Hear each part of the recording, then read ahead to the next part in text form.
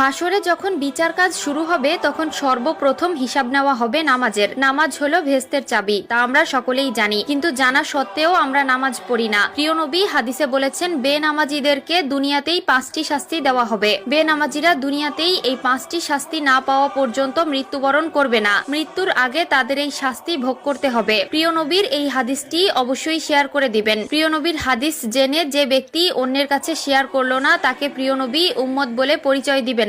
আমরা জানবো এবং অন্যকে জানাবো। এবং আপনি যদি প্রিয় নবীর উম্মত হয়ে থাকেন তাহলে অবশ্যই আলহামদুলিল্লাহ কমেন্ট করবেন। তো চলুন বেশি কথা না বলে শুরু করি আজকের ভিডিও। আজকে আমরা জানবো বেনামাজি ব্যক্তিদের দুনিয়াতে কোন 5টি শাস্তি দেওয়া হবে। বেনামাজি ব্যক্তির সর্বপ্রথম যে শাস্তি হলো সেটি হলো তার কোনো দোয়া কবুল হবে না। সে আল্লাহর কাছে যতই দোয়া করুক না কেন তার কোনো দোয়া আল্লাহর দরবারে কবুল হবে না। 2 নম্বরে যে শাস্তির কথা বলা হয়েছে তা হলো তার নেক কাজের কোনো বদলা দেওয়া হবে না। প্রিয় দর্শক, ধরুন আপনি কিছু পাওয়ার জন্য নেক আমল করলেন, কিন্তু আফসোসের বিষয় আপনি যদি বেনামাজি হয়ে থাকেন আপনার নেক কাজের কোনো ফল আপনি পাবেন না। 3 নম্বরে যে শাস্তির কথা বলা হয়েছে তা হলো চেহারা থেকে নেককারদের নূর উঠে যাবে। প্রিয় দর্শক, জন্মগতভাবেই আল্লাহ তাআলা কালো, সুন্দর, অসুন্দর সকলের চেহারায় একটি মায়াবী নূর দিয়েছেন, কিন্তু নামাজ না পড়ার কারণে তাদের চেহারা থেকে সেই নূর উঠে যায় এবং দেখতে দেখতে একসময় চেহারার অবস্থা ভয়ঙ্কর হয়ে যায়। যার চেহারা থেকে আল্লাহর নূর উঠিয়ে নেয় তার প্রতি মানুষের কোনো মায়া মহব্বত থাকে না। 4 নম্বরে যে শাস্তির কথা বলা হয়েছে তা হলো তার জীবনের বরকত উঠে যাবে।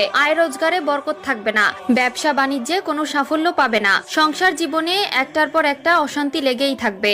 যতই ইনকাম করে ততই মনে হয় যেন কোনো সফলতা পায় না। এর মাধ্যমে বোঝা যায় আল্লাহ তাআলা তার জীবন থেকে নেক বরকত ছিনিয়ে নিয়েছে। 5 নম্বরে যে শাস্তি দেওয়া হবে তা হলো কোনো নেককার বান্দাদের দোয়ার মধ্যে তার কোনো হক থাকবে না। যে ব্যক্তি বেনামাজি তার জন্য যদি কেউ দোয়া করে সেই দোয়ার ফল সে পাবে না। এমনকি ওই বেনামাজি নিজের জীবনের দুর্দশা দূর করার জন্য যদি কোনো আলেমকে এনে দোয়া করায় সেই দোয়া আল্লাহর দরবারে কবুল হবে না, কারণ বেনামাজির জন্য নেককার ব্যক্তিদের দোয়া কবুল হয় না। নামাজ হলো সকল জীবনযাত্রার মূল চাবিকাঠি।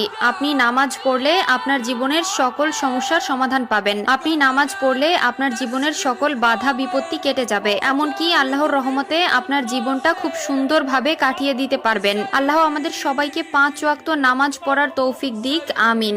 হাসরে সর্বপ্রথম হিসাব নেওয়া হবে নামাজের। আল্লাহ তাআলা মুসলিমদের উপর নামাজ ফরজ করেছেন। কাফের, মুশরিক ও মুসলিমদের মধ্যে পার্থক্য হলো নামাজ। প্রিয় দর্শক, আজকে আলোচনা করব নামাজ নিয়ে। যারা নামাজ পড়েন কিন্তু নামাজে মনোযোগ হারিয়ে যায়, দুনিয়াবি চিন্তা আসে, তারা কিভাবে নামাজে মনোযোগী হবেন সেই নিয়ে আজকের ভিডিও। প্রাণ ছাড়া দেহের যেমন কোনো মূল্য নেই, তেমনি মনোযোগ ছাড়া নামাজের কোনো মূল্য নেই। নামাজের মাধ্যমে আল্লাহর সাথে মুসলিমরা সরাসরি কথা বলে। অবশ্যই ভিডিওটি সম্পূর্ণ দেখবেন এবং শেয়ার করে দিবেন যেন আপনার সকল মুসলিম ভাই ও বোনেরা তাদের নামাজকে সহিশুদ্ধ করতে পারে।